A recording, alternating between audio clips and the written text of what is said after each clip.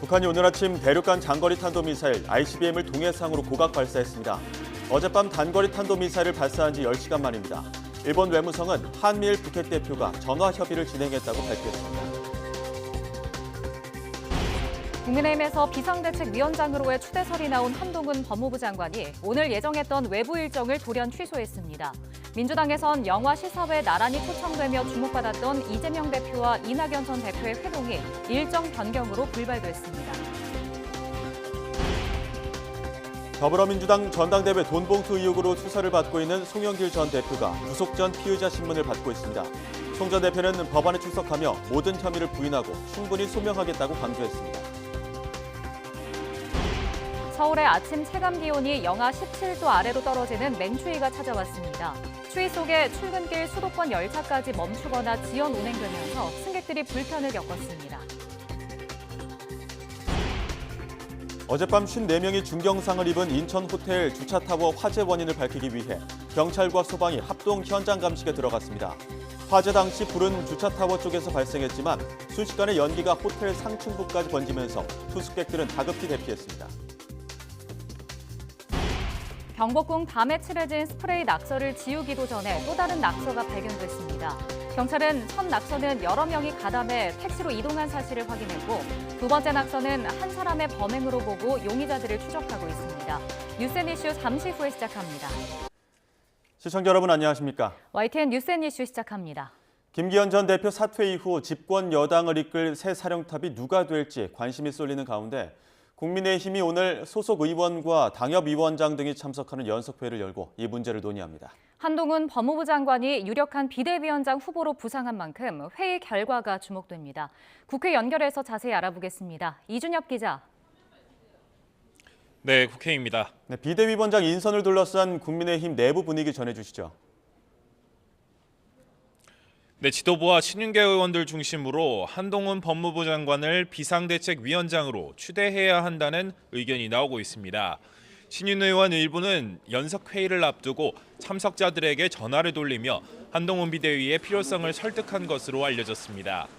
수도권 위기론을 돌파하기 위해서는 대중적 인지도가 높은 한 장관으로 당의 얼굴을 바꿔야 한다는 겁니다. 젊고 새로운 이미지를 가진 한 장관이 전면에 나서면 중도 표심에 긍정적 영향을 미칠 거란 주장도 펴고 있습니다. 지금 국민의힘에서 이재명 대표에 필적할 수 있는 유일한 대권 주자로서의 여론조사가 나오는 그 힘을 갖고 있는 게 한동훈 장관이 거의 유일하기 때문에 물론 반대 의견도 만만치 않습니다. 김기현 전 대표 사퇴 이후 수평적 당정 관계를 요구하는 목소리가 커진 상황에서 윤석열 대통령의 최측근인 한 장관이 제 역할을 할 수 있겠느냐는 반론이 적잖은 겁니다. 특히 야당이 정권 심판론을 들고 나올 게 뻔한 상황에서 또 검사 출신 인사를 당의 비상사령탑으로 앉히는 건 패착이라고 반발하고 있습니다. 공천과 선거 전략 등을 진두지휘할 핵심 직책을 정치 신인이 감당할 수 있겠느냐는 우려도 나오고 있습니다.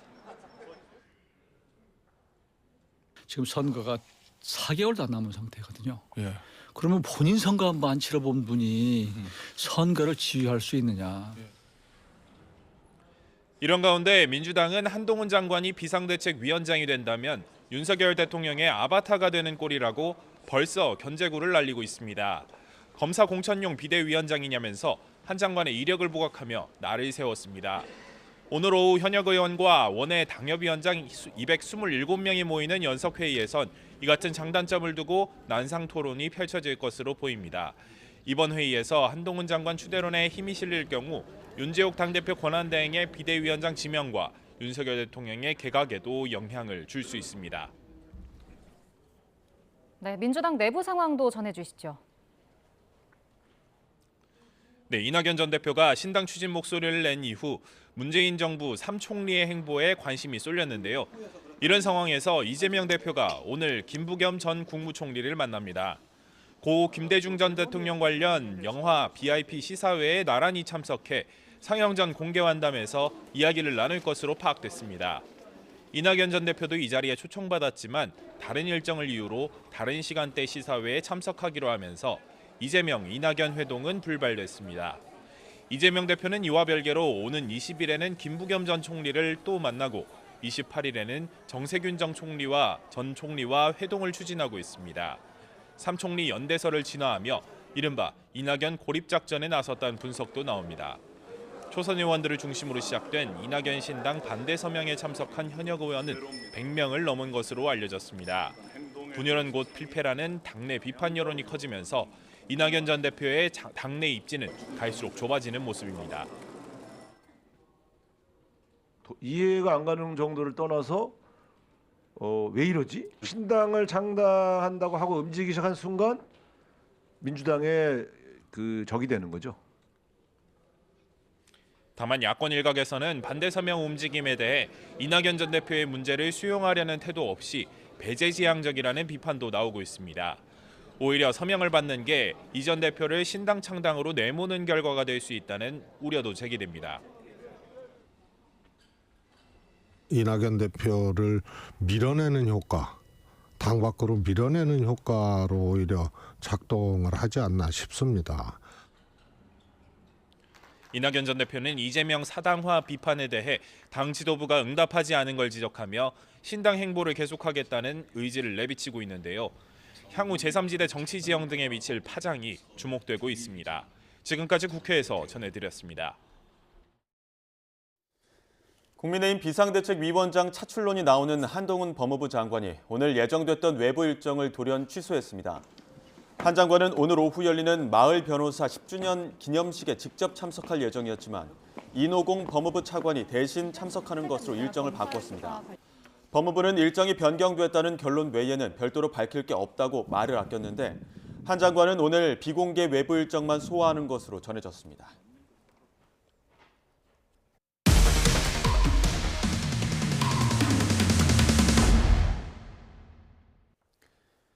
송미령 농림축산식품부 장관 후보자가 성인 자녀의 생활비 등의 명목으로 지난 4년간 1억 원을 주고도 증여세를 내지 않은 것으로 드러났습니다. 생활비를 받은 아들은 군 장교 복무를 하면서 수입이 있었기 때문에 탈루 소지가 있다는 게 전문가 지적입니다. 윤성훈 기자의 보도입니다. 송미령 농림축산식품부 장관 후보자의 20대 아들인 A씨. 지난 2020년부터 지난해까지 3년간 번 돈은 3천만 원 정도입니다.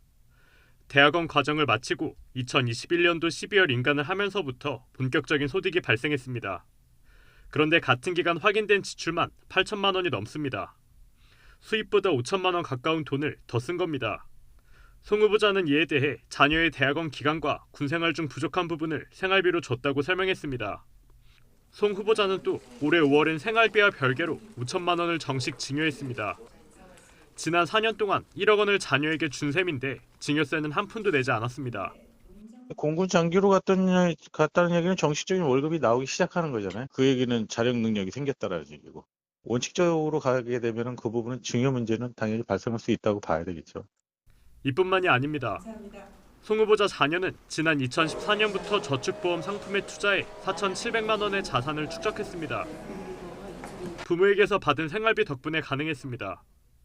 어머님 용돈을 받아서 자기 계좌에서 매월 그렇게 계좌 이체를 했다고 이제 그렇게 설명을 드렸습니다.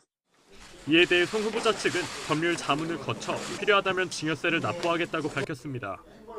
YTN 윤성훈입니다.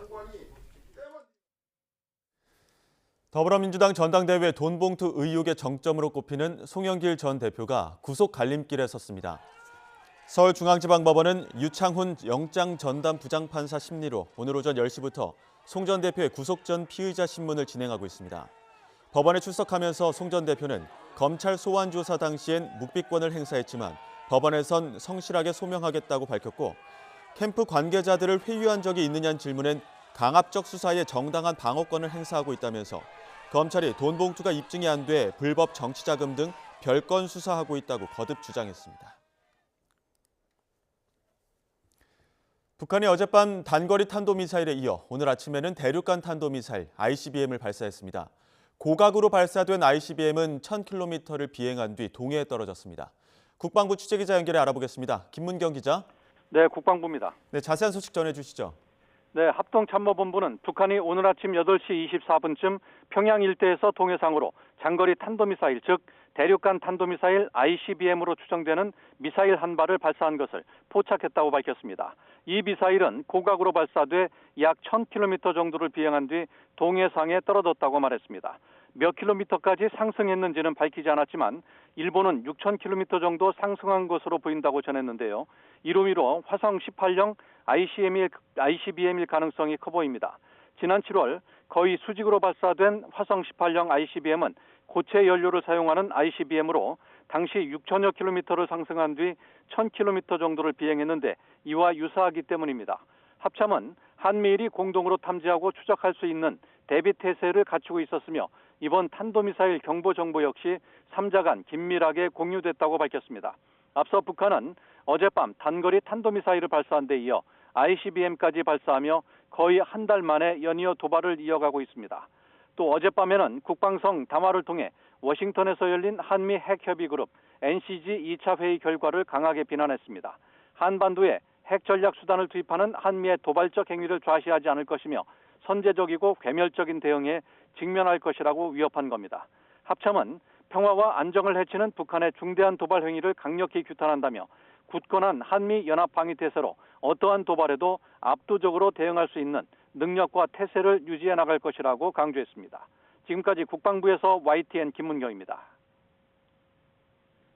한미일 3국 북핵 대표가 오늘 전화 협의를 진행하고 북한의 탄도미사일 발사를 규탄했다고 일본 외무성이 발표했습니다. 3국 대표는 협의에서 전날 북한의 탄도미사일 발사가 유엔 안전보장이사회 결의를 위반하는 것으로 지역과 국제사회의 평화와 안전을 위협한다며 강력히 규탄했습니다. 3국 대표는 앞으로도 계속해 한일과 미일, 한미일이 긴밀히 협력할 것을 재확인했습니다. 서울 체감온도가 영하 20도 가까이 떨어지는 등 북극 한파가 기승을 부렸습니다. 이번 주 내내 한파가 이어지는 가운데 내일 퇴근길에는 서울에도 눈이 내릴 것으로 보입니다. 취재기자 연결해서 자세한 추위와 눈 전망 알아보겠습니다. 김민경 기자. 네, 김민경입니다. 네, 오늘 아침에 정말 추위가 심했는데 기온이 얼마나 떨어진 건가요? 네, 오늘 아침 비공식 기록으로 철원군 임남면 기온이 전국에서 가장 낮은 영하 21.2도를 기록했습니다. 이 밖에도 파주 영하 14.9도, 서울 영하 12.2도, 대전 영하 10.2도, 대구도 영하 6.6도까지 떨어졌습니다. 특히 찬바람이 불며 중부는 체감온도가 영하 20도 안팎, 남부는 영하 10도 안팎까지 곤두박질했습니다. 북극 한파는 내일 기온이 오르며 잠시 주춤하지만 모레부터는 다시 하강세를 보입니다. 특히 목요일 아침에는 서울 기온이 영하 14도까지 떨어지는 등 북극 한파가 절정을 이룰 전망입니다. 이번 한파는 주말까지 이어진 뒤 성탄절을 앞두고 누그러들겠습니다. 네, 내일 오후부터는 눈이 다시 내린다고요? 네, 그렇습니다. 내일 바람 방향이 바뀌며 서해에 형성된 눈구름이 내륙으로 유입되겠습니다. 제주도와 전남 해안은 오늘 밤부터, 중부지방은 내일 오후부터 눈이 내리겠는데요. 눈의 양은 제주 산간에 최고 15cm 이상, 수도권 등 내륙에 1에서 7cm로 많지는 않지만 수도권은 내일 퇴근 시간에 눈이 다소 집중될 걸로 보여 빙판길에 대한 주의가 필요합니다. 모레부터는 또다시 더 강한 북극 한기가 밀려오며 서해안과 제주도에 폭설이 쏟아지겠습니다. 이번에도 강풍을 동반할 걸로 보여 항공기와 여객선 운항에 차질을 겪을 걸로 보입니다. 지금까지 YTN 김민경입니다. 오늘 오전 경기 전대 에버랜드역과 기흥역을 잇는 경전철 에버라인 일부 열차가 신호장애로 고가비에 멈추는 일이 벌어졌습니다. 1시간 넘는 지연 사태를 해결하기 위해 기관사가 직접 고가비를 달려와 수동 운전에 나서기도 했습니다. 당시 상황 영상으로 함께 보겠습니다. 네, 보기만 해도 아찔한 높이에 고가위로 누군가 달려오고 있습니다. 강추위에 눈까지 많이 쌓여 있다 보니까 무척 위태로워 보이는데요. 출근 시간에 멈춰선 용인 에버라인 경전철을 수동으로 움직이기 위해 뛰어오고 있는 기관사입니다. 평소에는 자동으로 작동되는 경전철인데요. 신호 장애가 발생하면서 열차가 고가 한가운데 1시간 넘게 멈춰버리자 이를 해결하기 위해 투입된 겁니다. 이렇게 먼 거리를 뛰어서 결국 경전철 문을 연 영무원, 죄송하다는 말과 함께 열차에 타는데 오는 길에 신발도 얼었는지 미끄러질 뻔한 모습도 보였습니다. 열차는 결국 수동 조종으로 다음 역까지 이동을 했고 승객들은 버스나 다른 이동 수단으로 갈아탄 뒤 목적지로 향했는데요. 몸을 사리지 않은 기관사 덕에 다행히 인명피해나 큰 사고는 나지 않았지만 출근 중인 시민들은 지각을 피하기 어려웠을 것 같습니다.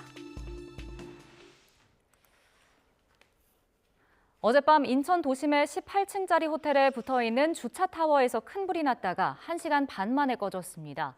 호텔로 옮겨 붙진 않아 대형 참사는 피했지만 50여 명의 중경상자가 발생했고 수십 명이 옷까지도 제대로 갖춰 입지 못한 채 대피해야 했습니다. 강민경 기자가 전해드립니다. 도심 한복판에서 시뻘건 불이 치솟아오릅니다. 활활 타오르는 불길 사이로 앙상한 건물 뼈대가 그대로 드러나 있습니다. 인천 남동구 논현동에 있는 지하 3층, 지상 18층 호텔에서 불이 난 건 어젯밤 9시쯤. 불꽃은 호텔 옆 기계식 주차장과 연결된 통로 천장에서부터 시작됐습니다. 화재가 난 현장입니다. 불길은 순식간에 치솟아 18층 높이의 이 주차타워를 모두 태웠습니다. When we opened the door, then the window was busting, like it was exploding, and we saw the fire coming through the window. 인명 피해를 우려한 소방은 화재 발생 17분 뒤 대응 2단계를 발령했고 1시간 반 만에 불을 껐습니다. 투숙객이 있는 호텔 본관이나 인근 건물로 불이 옮겨 붙진 않았지만 30대 여성이 전신 2도 화상을 입고 병원에서 치료를 받고 있습니다. 또 20대 남성 한 명은 불길을 피하려다가 추락해 인근 병원으로 옮겨졌지만 생명에는 지장이 없는 것으로 알려졌습니다. 기계식 주차장은 여러분 기자분 아시다시피 1층서부터 10층까지 쭉 한 통로로 연결되어 있기 때문에 차량이 연소하면서 상승기를 타고 신속히 확대된 걸로 보여집니다. 이 밖에 새벽 1시 기준 50여 명의 경상자가 발생했는데 황급히 대피한 투숙객 일부도 연기 흡입 등 증상을 호소하고 있어 부상자는 더 늘어날 가능성이 있습니다. YTN 강민경입니다. 인천 호텔 화재 원인을 밝히기 위해 경찰과 소방 등 관계기관이 오늘 오전부터 본격적인 합동 현장 감식에 들어갔습니다. 경찰과 소방은 처음 불이 시작한 것으로 추정되는 호텔 1층 후문 천장과 기계식 주차장 연결 통로를 중심으로 집중 조사할 예정입니다.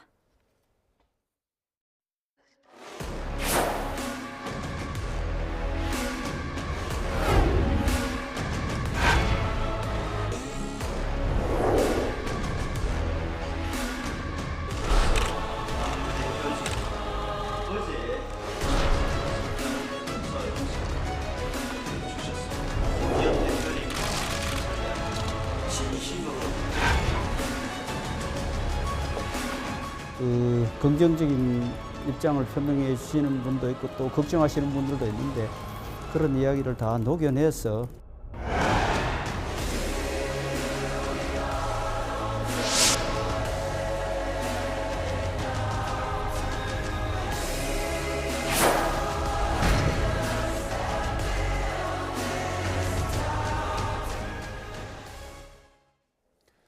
네, 오늘의 정치권 이슈 국민의힘 김병민 최고위원, 더불어민주당 한민수 대변인과 이야기 나눠보겠습니다. 두 분 어서 오십시오. 네, 안녕하십니까. 자, 먼저 총선이 이제 넉 달 채 안 남았는데 김기현 전 대표 사퇴한 뒤로 지금 여당에서는 총선까지 누가 당을 이끌 것이냐를 두고 굉장히 내부 의견이 분분합니다. 오늘 그 원외 당협위원장 그리고 또 원내 인사들까지 모여서 누구로 비대위원장을 추대할 것이냐 이런 이야기 회의가 진행되는 것 같은데 예. 김병민 최고께서도 오늘 참석하시죠? 네, 오늘 오후 2시에 국회에서 연석회의가 진행됩니다. 국회의원장 또 원외위원장이 다 같이 모이면 200명이 넘을 것으로 예상이 되는데요. 예. 지도부의 일원이기도 하고 또 서울 광진갑 당협위원장으로서 오늘 연석회의에 참석할 예정입니다. 다만 제 얘기보다는 오늘은 밖에 있는 분들의 이야기를 좀 경청하는 시간이 돼야 된다고 생각하고요. 이 국회의원들 같은 경우에는 의총을 통해서 이미 본인들의 의사를 많이 밝혔습니다. 오늘은 바깥의 원외위원장들은 특히나 수도권의 열세인 지역에서 열심히 뛰고 있는 분들이 많을 텐데요. 이런 분들이 보시기에 어떤 비상대책위원장이 와서 수도권의 판세를 좀 바꾸고 내년 총선에서 가장 강력한 위치를 좀 점할 수 있을지에 대한 의견들이 점화되어 있을 텐데 그런 원외위원장들의 의견들을 좀 경청하는 자리가 되지 않을까 싶습니다. 예, 오늘 한동훈 장관 외부 일정 모두 취소한 걸로 알려졌는데 이게 연석회의랑 좀 관련이 있는 겁니까? 저희가 한동훈 장관에 대한 현재 상황들을 정확하게 듣고 있지는 않고요. 하지만 오늘 나오는 2시부터의 회의가 좀 길어지게 될 것으로 예상되는데 자연스럽게 한동훈 장관 얘기로 결국은 정리가 계속 되지 않겠습니까? 한동훈 장관이냐 아니냐 뭐 이런 논의들이 진행이 될 텐데요. 거기에 맞춰서 공개적인 법무부 장관 행보를 하는 부분들에 대한 뭐 부담감들이 좀 있지 않았을까라는 생각도 듭니다. 결론은 오늘 나오는 겁니까? 오늘이 아마 의견 수렴에 대한 공식적인 절차들은 매듭을 질 것으로 보이고요. 오늘 내용을 정리하면 중진들, 또 최고위원들, 원내 그리고 원외위원장까지 마지막 의견들을 다 종합하게 되는 것이기 때문에 그다음 아마 이른 시일 내에 비상대책위원장을 어떤 분으로 만들지를 좋을지에 대한 결론은 아마 빠르게 정리될 거로 보입니다. 예, 한민수 대변인께서는 어떻게 보십니까? 지금 이제 국민의힘 비대위 한동훈 장관으로 갈 것이냐 말 것이냐 이런 논란이 나오고 있는데요. 일단 오늘 뭐 그 모임이 그 여야 모두 그런 절차들이 있지요.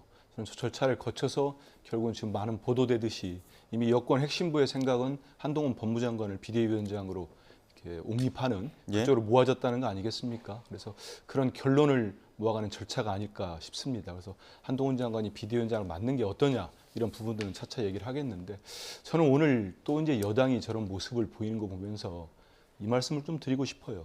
지금 윤석열 정권이 집권한 지가 1년 7개월 돼가고 있습니다. 근데 벌써 집권당의 지도 체제가 5번째 지금 제가 볼 땐 바뀌고 있는 것 같습니다.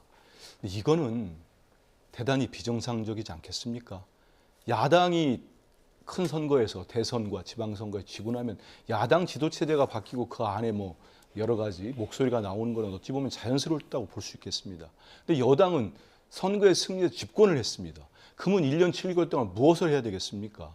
이건 뭐 원론적인 얘기가 아니고 많은 국민들이 생각하실 거예요. 지금 윤석열 정부가 1년 7개월 동안 뭘 했습니까? 선거를 이긴 당대표를 정말 쫓아내고 또 이번에도 사실상 보도를 보면 대통령의 우중이 실린 김기현 대표 체제의 붕괴 같습니다. 그럼 1년 7개월 이러면서 비대위를 벌써 비대위원장이 몇 번째입니까? 이런 상황에 민생과 지금 국회 예산안이 수습되고 있는 상황이에요. 이거 한번 국민들께 꼼꼼히 따져보시면 지금 야당이 예산을 빨리 통과하자고 계속 재촉을 하고 있습니다. 여당이 피하고 있는 상황이 돼버린 겁니다. 이거는 아니죠. 아무리 그래도 집권당은 집권당의 책무가 있는 거 아니겠습니까? 근데 계속 이런 일들이 반복됩니다. 저는 그래서 대단히 이건 정말 부적절하고 지금이라도 집권당이 정신을 차려야지. 아니 그러려면 모두로 정권을 잡고 그랬습니까? 국민들 삶을 지키고 외교안보 신경 쓰고 정말 경제난 해결하겠다고 집권한 거 아니겠습니까? 그런 점을 일단 한번 지적해드리고 싶고 두 번째는 저는 이게 지금의 오늘 모임에서 우리가 모두 예상하는 것처럼 결론이 난다면 저는 지난 2달 남짓됐지요. 지난 강서 보궐선거를 통해서 드러난 그 민심과 정반대로 가는 거 아니겠습니까? 그때 많은 국민들이 국민의힘에 우리 김치의원도 계시지만은 요구했던 게 그런 거 아닙니까? 대통령이나 대통령실에서 강서구청장 후보를 사실상 3개월 만에 사면복권을 시켜가지고 낙점을 한 거잖아요. 당에서는 처음에 안 된다고 했다는 거 아닙니까? 근데 결국 그걸 수용하면서 선거에 크게 졌습니다. 그때 많은 국민들 요구하는 거 이제 국민의힘이 여당답게 좀 행동 좀 해봐라. 김기현 대표님의 일성도 그랬어요. 이제는 당이 할 말을 좀 하겠다. 근데 지금 만약에 이 체제로 한동훈 체제로 간다고 하면은 우리 국민들이 뭐라고 보겠습니까? 저는 많은 국민의힘 지지층에서도 야 이건 10월 11일 전으로 돌아간다. 아니 어찌 보면 그것보다 더 안 좋은 상황으로 가는 거 아니냐. 이제는 말 그대로 여당 내에서 나온 대로 용산의 힘이 돼버리는 거 아니냐. 이런 비판이 더 거세지지 않을까 이런 생각이 듭니다. 그 한동훈 장관에 대한 어떤 장단점들이 계속 좀 언론을 통해서 나오기도 하고 그 당내에서도 이야기 나오지 않습니까? 워낙 뭐 정치 경험이 부족하다라는 이야기도 있고 뭐 말씀하신 것처럼 너무 좀 용산 측 인사가 들어오는 거 아니냐 이런 비판들도 나오긴 있는데 장단점을 좀 생각해 본다면 어떤 게 있을까요? 아직까지는 뭐 오늘 연습회의 결과가 나와야 되겠지만요. 일단 이번 비상대책위원장을 선임하게 됐던 결정적인 배경은 강서 보궐선거로 돌아갈 수밖에 없죠. 강서 보궐선거에서 수도권의 민심에 우리가 다 다가서지 못했고 이를 바로잡기 위해서 이뇨한 혁신위원회를 출범시켰습니다. 국민의힘이 갖고 있는 기득권을 내려놓고 싹 바꾸라는 이뇨한 혁신위의 요구에 대해서 많은 국민들이 호응했고 당시 민주당에서도 그런 이뇨한 혁신위의 의견들을 받지 않는 김기현 대표와 오히려 기득권을 갖고 있는 사람에 대한 비판들이 거셌던 적이 있습니다. 지금은 김기현 대표를 오히려 안쓰럽게 옹호하는 듯한 모습을 민주당이 보이는 게 과거와 현재의 의견들이 어긋나게 되는 모순적인 정치행보다 이런 말씀을 드리지 않을 수가 없는데요. 선거를 앞두고는 기본적인 기득권을 내려놓고 많은 변화와 혁신을 이끌어내는 게 가장 선거에 이기기 위한 기본값입니다. 근데 그렇게 변화하고 혁신하기 위해서는 힘이 필요합니다. 그러니까 한동훈 장관이 가지고 있는 국민과 대중적 지지도, 이게 아마 국민의힘에서는 거의 독보적인 수준으로 밖에 있는 이재명 대표와 대선 주자 지도에서도 각축전을 벌이고 있는 상황일 텐데요. 낡은 여의도 정치를 바꾸라는 하나의 명령이 있고, 이게 이제 이뇨한 위원장이 추진했던 내용들을 연속성 있게 이어가야 됩니다. 이뇨한 위원장이 하지 못했던 또 하나의 변화와 쇄신의 축이 있는데, 그게 조금 전 한민수 대변인께서도 얘기했던 당정 관계에 대한 변화입니다. 기존에 있었던 김기현 대표 체제에서 가장 비판적인 목소리가 수직적인 당정 관계를 벗어나지 못했다는 여론이었거든요. 그렇다면 대통령과 격이 없이 소통하고 단순하게 옳은 소리 바른 말을 한다고 서로 간의 당정 갈등에 파열음이 나는 게 아니라 실제 용산 대통령실과 정부를 변화시켜 나갈 수 있는 힘이 필요하고 그걸 현실화시켜 나갈 수 있을 때만이 국민의힘이 뭔가 바뀌었구나라는 인식을 줄 겁니다. 한동훈 장관이 법무부 장관을 하면서 보여줬던 모습은 윤석열 대통령의 종속적인 관계라기보다는 한동훈 장관 본인의 정치적인 스타일을 가지고 자신의 목소리로 자신의 정치원으로 얘기해왔다는 장점이 있다고 생각합니다. 누구보다 대통령과 신뢰관계를 있고 잘 알고 있는 상태에서 국민적 여론을 읽을 수 있는 공감 능력이 있기 때문에 총선을 앞두고 이기려면 대통령실에 가감없이 얘기하면서 그 변화를 이끌어낼 수 있는 추동력이 있는 사람, 아마 한동훈 장관이 그런 면모를 보이면서 변화를 하게 된다면 상당히 파괴적인 혁신의 기치를 들 수 있을 거다. 이런 평가도 가능할 것 같습니다. 오늘 연석회의에서 이야기하실 것 같은데. 저는 얘기하지 않습니다. 얘기하지 않습니까? 그럼 방송을 통해서 많이 또 연석회의 참가자들 보실 것 같은데 이 의견에 대해서는 어떤 의견이십니까? 김병민 최고위원은 저렇게밖에 말씀할 수밖에 없다고 생각을 합니다. 근데 이제 국민들 눈높이나 국민들 인식이 중요하지 않겠습니까? 근데 검사 출신의 대통령에 드디어 검사 출신, 정말 지금 법무부 장관이시지만 이분이 야당을 향한 수사를 사실상 진두지휘하는 분 아닙니까? 그분이 바로 정치권에 들어오자마자 여당 대표가 되는 거예요. 그러면 국민의힘을 용산의 힘, 검찰당이라고 지적한다고 해서 아니라고 할 사람이 몇이나 되겠습니까? 저는 한동훈 장관께서 이제 정치를 시작해서 들어왔는데 그게 어떤 선대위원장이랄지 본인의 출마하고 지금 우리 자막에서도 봤습니다만 집권당의 총선을 진두지휘할 비대위원장, 당대표하고는 그건 차원이 다른 문제입니다. 그 여당 내에서도 지금 우려하는 목소리가 왜 나오겠습니까? 이분이 지금까지 법무부 장관에서 보여준 게 솔직히 뭐가 있습니까? 야당 대표나 야당에 대한 거친 공격, 현란한 말재주, 이거 말고 정치를 보여줬습니까? 아니면 중도 측엔 소구력이 있는 언행을 보여줬습니까? 그런데 이제는 대통령의 분신, 윤석열 대통령의 아바타라는 표현이 제 표현이 아닙니다. 여당 내 의원들이 한 표현입니다. 오죽하면 무슨 김정은 위원장의 딸 이름까지 들먹이면서 비판을 했겠습니까? 거론하면서. 그래서 이런 상황에서 한동훈 장관을 여당 대표로 그것도 수락을 받겠다, 추다를 해서 제가 속내를 들키면 안 되는데 저희도 나쁘지 않다고 봅니다. 왜냐하면 집권 3년차 선거는 우리 앵커도 아시겠지만 언제나 집권 3년차에 치러지는 선거는 현 정권에 대한 총선은 심판 선거가 될 수밖에 없습니다. 그러면 내년 4월 10일 선거는 윤석열 정권의 전반적으로 우리 국민들께서 정말 3년차까지 정치를 잘했다, 국정을 잘했다면 지지를 할 겁니다. 그러지 않으면 견제를 할 겁니다. 그런 상황 아니겠습니까? 근데 온갖 여론 지표상에서 대통령의 부정평가율이 저렇게 압도적인 높은 상황 아닙니까? 그 심판 선거가 지금 굳어지고 있는데 여당을 총선을 진두지휘하고 공천을 총괄할 여당 비대위원장의 정말 분신 아바타라는 말씀을 듣고 있는 한동훈 장관이 왔다. 그럼 우리 입장에서는 그 공격할 지점이 많지요. 타겟이 늘어나는 겁니다. 그리고 뭐 할 말 할 거라고 기대하시는데 저는 그 기대는 난망하다고 봅니다. 왜냐하면 예를 그냥 시간 많지 않으니까 하나만 들어드리면 최근에 우리 국민들 다 아시는 김건희 여사의 그 명품 가방 수수곡 있었지 않습니까? 그때 이분이 답변을 제대로 했으면 저는 결기가 있나? 저분이 뭔가 새로울 수 있나? 했을 겁니다. 근데 뭐라고 했습니까? 야당 의원이 한번 지적하면 15년 전 일까지 꼼꼼히 다 찾아가지고 와서 반박을 합니다. 그런 분이 보도를 안 봐서 내용을 모른답니다. 김건희 여사의 명품 수수 의혹에 대해서 그 얘기를 듣고 많은 국민들이 정말 실소를 금할 수가 없었거든요. 그래서 이제는 여당 대표로 오시면 그거를 제가 묻겠습니까? 저도 묻겠죠. 야당 대변이니까. 많은 정치부 기자들이 계속 물을 겁니다. 물을 때마다 피해 나가겠습니까? 전 그래서 여당이 국민의힘이 지금 이제 한동훈 비대위원장을 계속 이렇게 간다고 하면은 지금보다도 더 공경한 상황에 처할 수도 있겠다 뭐 이런 생각이 듭니다. 민주당은 한동훈 비대위원장 환영한다 이렇게 또 말씀하셨는데 환영한다기보다는요. 예. 저렇게 가는 게 좀 안타깝다. 안타깝다. 그래도 온다면 손해는 없다. 이렇게 보시는 거죠. 잘하시길 바라지만 잘할 가능성이 없다. 이렇게 보고 있습니다. 어떤 의견이십니까? 한동훈 법무부 장관을 처음 지명했던 날이 생각납니다. 그때도 민주당은 경악을 금치 못했던 상황이었고 한동훈 장관 청문회에서 한 방에 박살을 난다. 이런 방식의 얘기들이 오갔었죠. 청문회 과정 속에서 보여줬던 김남국 의원 그리고 또 최강욱 의원의 정말 코미디 같은 일들을 많은 국민들이 다 기억하셨을 거고요. 법사위 내에서 진행됐던 민주당 의원들의 한동훈 장관에 대한 거친 공세가 있었습니다만 한동훈 장관의 메시지가 너무 날석에 대립각에 서는 것 아니냐 민주당은 주장합니다만은 민주당의 모든 의원들이 한동훈 장관에 대해 총공세를 했을 때 그 정도의 논리적 구조로 받아치면서 오히려 한동훈 장관이 더 국민적 지지를 높게 평가받는 상황이 일게 되기도 했습니다. 정권 전체에 대한 심판론으로 민주당은 선거를 치르려고 하겠습니다만 윤석열 정부도 국민 눈높이에 부족했던 면도 있고 또 긍정적인 성과들이 다 공존해 있는 상태 아니겠습니까? 하지만 그런 모든 면들이 한동훈 장관에게 부정적인 면으로 더 씌워진다고 저는 생각하지는 않습니다. 예. 오히려 지금 정부나 국민의힘이 가지지 못한 측면에서의 새로운 지지 세력들, 그런 동력들이 한동훈 장관에게 포집되는 면들이 있게 되는데요.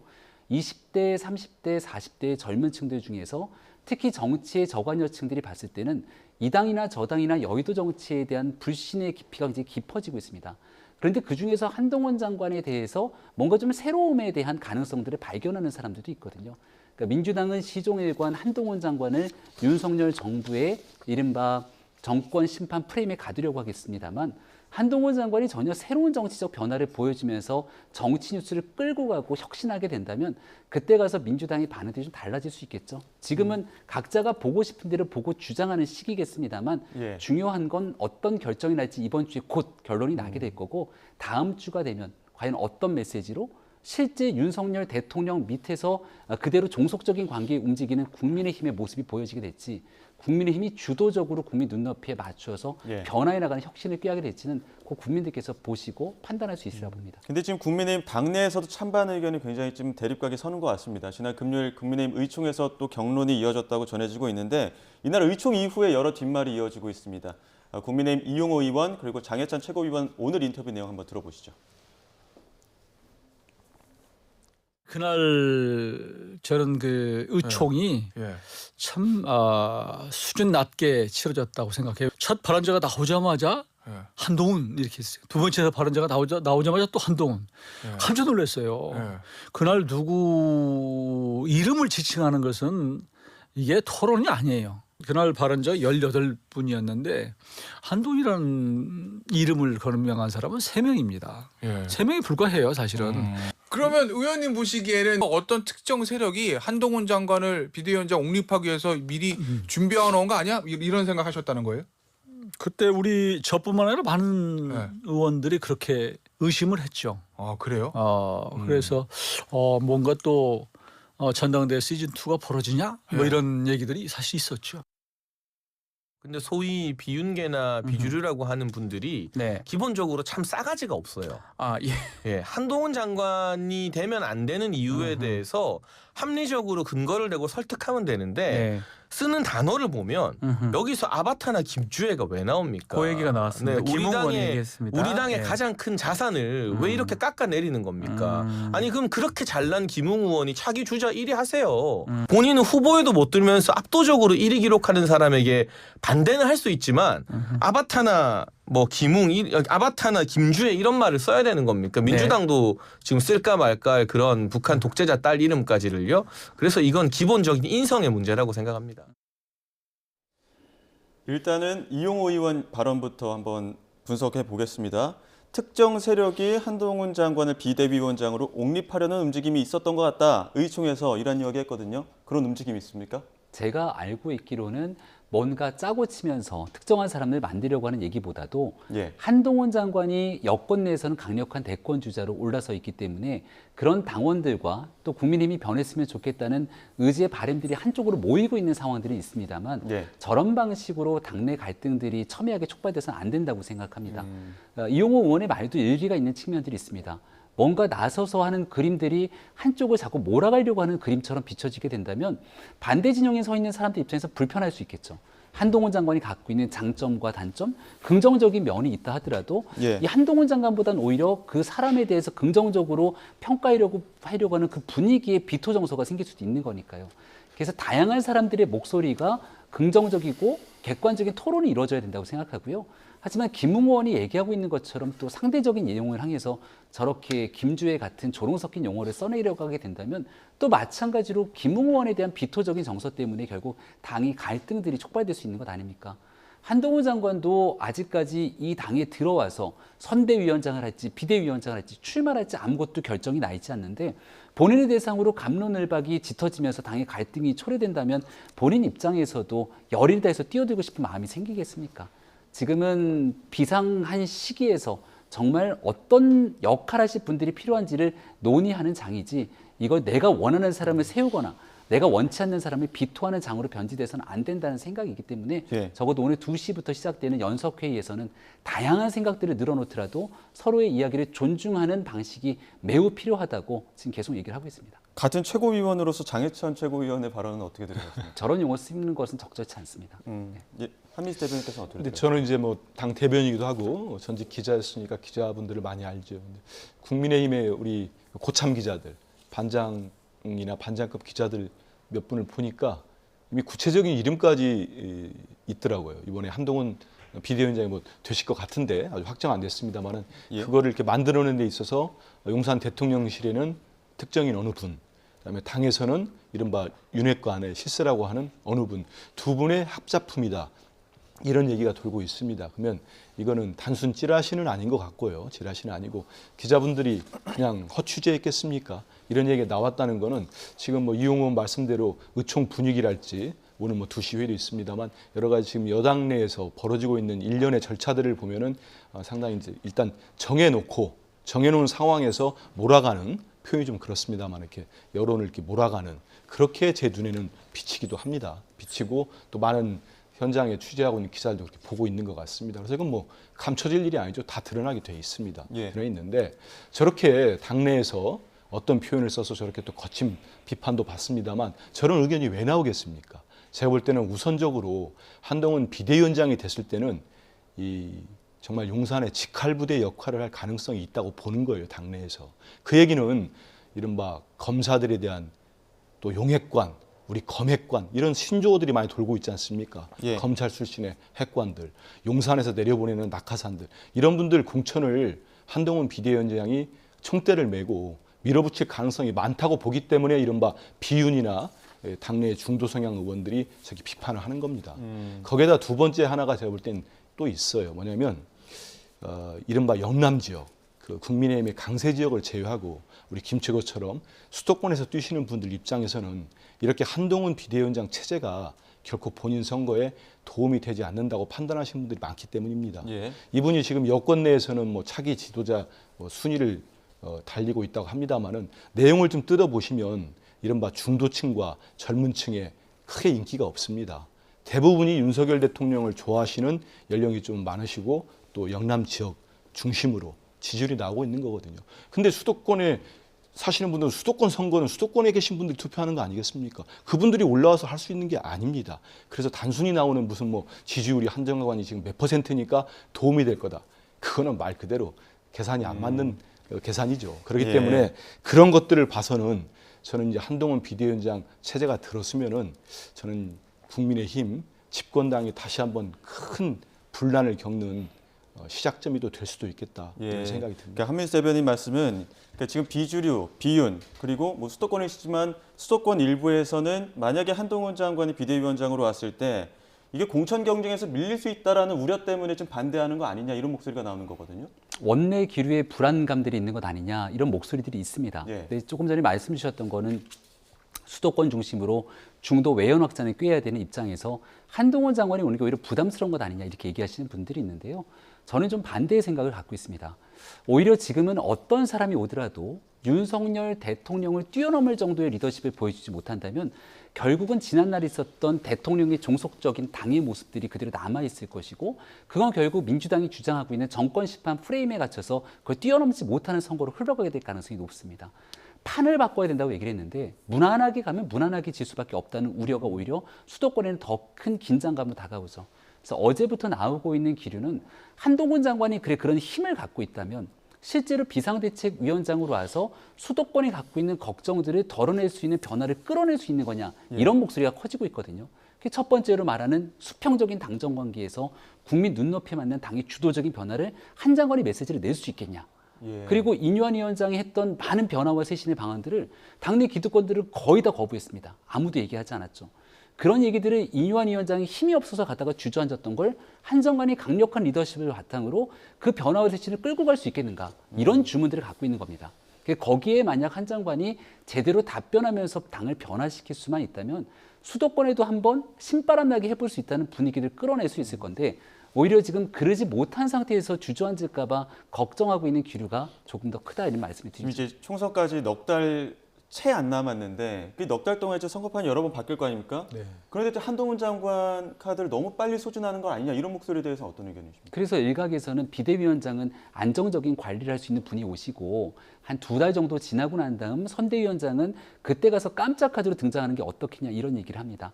제가 그런 분들께 이런 얘기를 드리는데요. 2020년도 총선은 누가 뭐래도 황교안 당대표에 대한 황교안 당대표로 평가받는 선거였습니다. 그 결과가 어땠는지 다 알지 않습니까? 그 당시 선대위원장이 누구였는지 혹시 기억하십니까? 그때 뒤늦게 공천 과정이 다 끝나고 난 다음에 깜짝 카드로 등장했던 선대위원장이 김종인 선대위원장이었습니다. 하지만 이미 다 시간이 지나고 나서 모든 판들이 얽히고 지나가고 난 다음에는 선대위원장이 손을 쓸 수 있는 게 없습니다. 처음 시작되는 단계부터 모든 그립을 갖고 지금 모든 것들을 바로잡기에도 110여일밖에 남짓한 시간이기 때문에 시간은 너무 촉박하고요. 여기에 대한 모든 변화들을 추동해낼 수 있는 마지막 기회라고 생각하기 때문에 나중에 가서 그때 깜짝 카드로 들어온다. 그럴 가능성도 없거니와 그때 가서는 아마 한 장관이 받질 않을 겁니다. 한동훈 장관이 네. 좀 조기에 좀 소진되는 거 아니냐는 의견에는 어떻게 그런 의견들이 많이 나올 수밖에 없을 거라고 봅니다. 저는 등판을 빨리 했죠. 왜냐하면 지난번에 이준석 전 대표가 국민의 본진이라고 할 수 있는 대구를 가서 휴적고 다닌 적이 있습니다. 뭐 비만 고양인가요? 살찐 고양인가 그런 얘기도 하면서 그리고 상당히 막 판이 흔들리니까 그때 한동훈 장관이 전국을 돕니다. 아마 여권 수행부에 생각했을 거예요. 일정 정도 효과가 있었어요. 한동훈 장관이 돌면서 셀카 찍고 다니고 하면서 이준석 전 대표에 대한 기사량 자체가 확 줄었습니다. 그런 효과를 봤는데 지금은 또 김기현 대표 체제의 붕괴에 따른 갑작스럽게 이제 비대위원장, 원래는 뭐 선대위원장이나 이런 걸 생각한 거 아니겠습니까? 그래서 원포인트 개각, 원포인트 교체라고 지금 계속 미루는 거였어요. 근데 이번에는 이제 어쩔 수 없이 이제 등판을 하는 것 같은데 전 지금 등판하고 우리 김병민 최고처럼 당내에서 수직적 당정 관계를 한동훈 장관이 깨줄 거라는 기대, 그 기대할 수 있다고 봅니다. 근데 그거를 해낼 수 있을까요? 정말 해낸다고 생각하면은 그 한동훈 장관이 당내에서 아바타랄지 분신이라는 비판을 받을 수 있겠습니까? 저는 아까 말씀하신 대로 조기 등판, 소진 그게 멀지 않았습니다.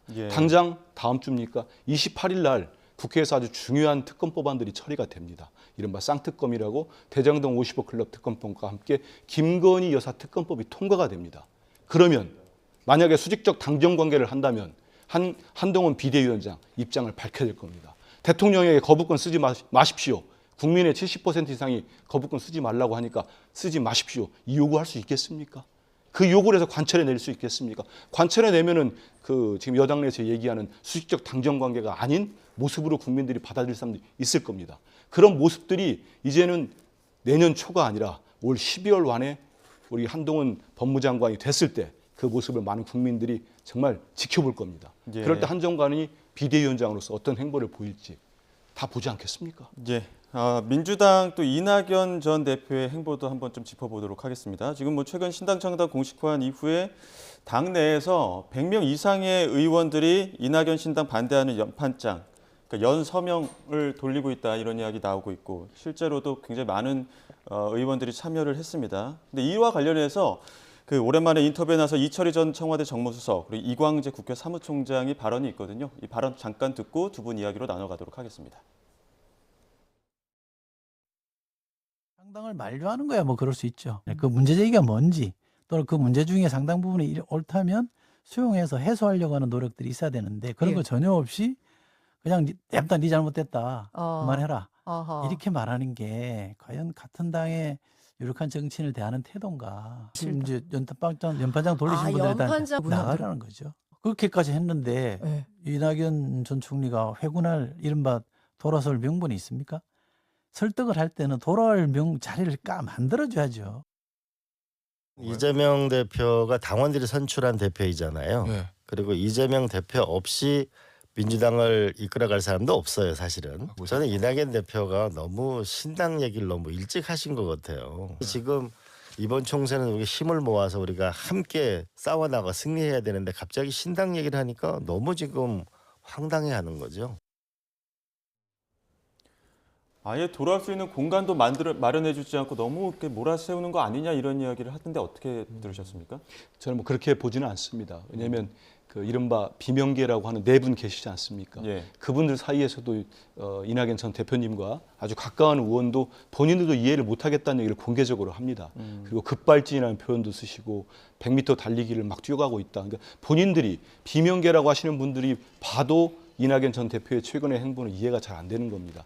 저 역시도 참 선뜻 이해는 안 됩니다. 왜냐하면 방송에 나가시자마자 신당에 대해서 만들겠다고 해버리고 그리고 날짜도 뭐 1월 초에 국민들께 보고하겠다고 한 거는 일단 본인 스스로가 어떤 퇴로랄까요? 입장을 바꿀 수 있는 걸 차단을 하셨습니다.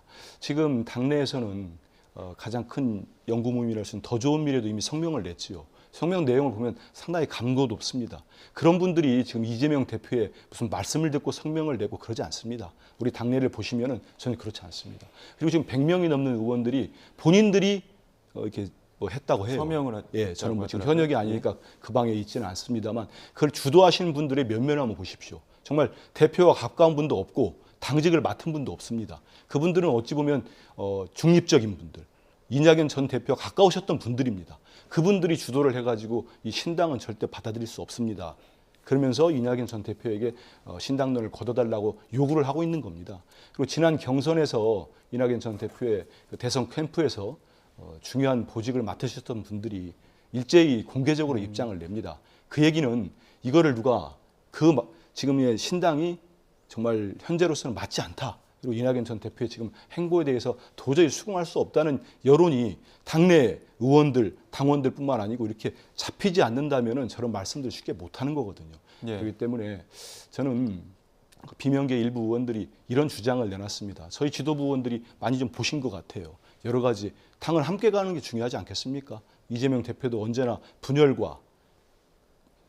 막고 단결해야 된다. 그리고 혁신해야 된다. 이걸 언제나 말씀을 하십니다. 만나는데 갑작스럽게 본인들이 기자회견 갖고 당대표 사퇴와 통합 비대위를 얘기합니다. 그거를 지금 우리 당내에서 누가 공감할 수 있겠습니까? 좀 전에 우리 이광재 사무총장도 얘기했지만 그게 당하고는 전혀 당이나 당 지지자나 국민들 여론과는 전혀 다른 얘기를 하는 거예요. 자기들 얘기했는데 그 국회에 있는 그 수백 명의 기자들이 이게 무슨 소리야 했다는 거 아닙니까? 기자들 하나 설득이 안 되는 거예요.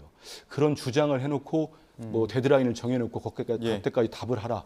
전 이거는 현재로서는 맞지 않다.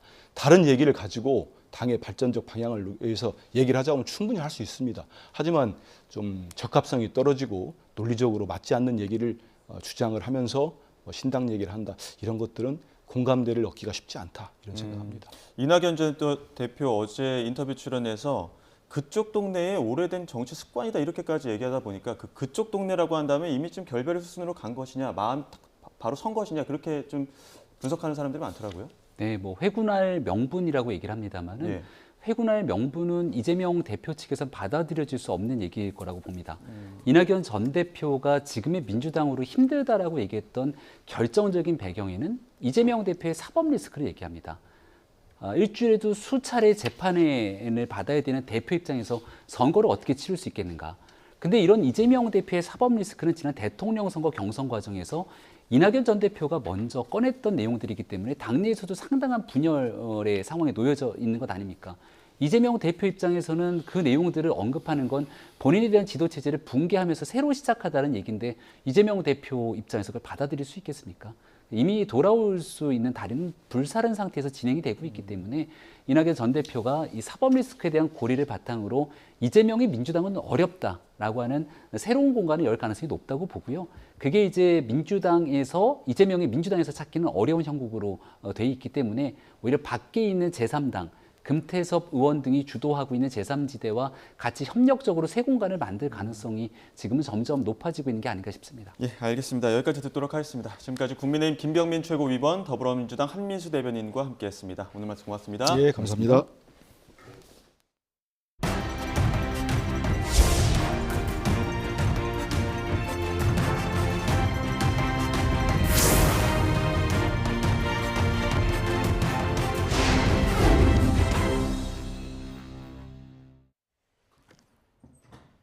최근 SNS를 통한 마약 거래가 활발해지면서 10대 사범들이 크게 늘고 있습니다.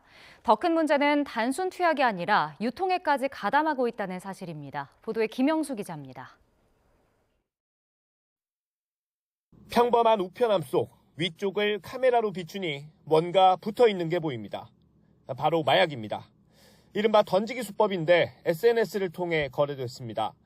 이런 거래 수법은 갈수록 늘고 있습니다. 지난 8월부터 4개월 동안 무려 1,900여 명이 인터넷에서 마약을 거래하다가 붙잡혔습니다. 지난해 같은 기관과 비교하면 60% 넘게 급증했습니다. 온라인 암시장으로 불리는 다크웹이나 텔레그램을 포함한 SNS가 주요 통로가 되고 있습니다. 추적은 어려워지는 동시에 접근은 쉬워지다 보니 마약 유혹에 넘어가는 10대도 급격히 늘고 있습니다. 지난 4개월 동안 검거된 10대는 모두 400여 명, 지난해 같은 기간보다 5배가 넘는 수준입니다. 지난 5년 동안 통계로 넓혀봐도 올해 들어 10대 마약 사범 급증세가 확연합니다. 이 때문에 10대가 차지하는 비중도 벌써 5%를 넘었습니다. 숫자가 느는 것도 문제지만 단순한 호기심에 따른 투약이 아니라 유통까지 가담하기 시작해 더 큰 문제입니다. SNS를 통해서 이전보다 이제 마약에 접근할 수 있는 환경이 조성되면서 이를 통해서 10대들이 경제적인 이욕 때문에 유통에 가담하고 있는 사례가 발견되고 있습니다. 지난 4개월 동안 붙잡힌 전체 마약 사범 3명 가운데 1명은 온라인으로 거래했습니다.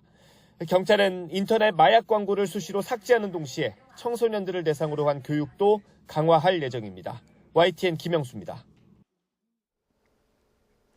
오늘도 북극 한파의 기세는 여전합니다. 서울 아침 기온이 영하 12.2도, 칼바람의 체감 온도는 영하 17.9도를 기록했는데요.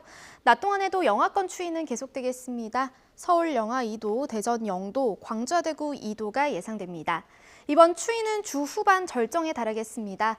이번 주 목요일에는 서울 아침 기온이 영하 14도 안팎까지 곤두박질하며 올겨울 들어 가장 추운 날씨가 찾아오겠습니다. 강추위가 길게 이어지는 만큼 건강관리 잘 해주셔야겠고요. 수계량기 동파 사고에도 대비가 필요하겠습니다. 오늘은 전국적으로 맑은 하늘이 함께하고 있습니다. 동해안에는 다시 건조주의보가 내려져 산불 등 화재 사고 조심하셔야겠습니다. 전남 해안과 제주도는 오늘 밤부터, 중부지방은 내일 오후부터 눈이 내리겠고요. 서쪽 지방은 주 후반까지 눈이 자주 내릴 전망입니다. 날씨였습니다. 이어서 뉴스앤이슈 2부가 방송됩니다. 저희는 잠시 뒤에 돌아오겠습니다.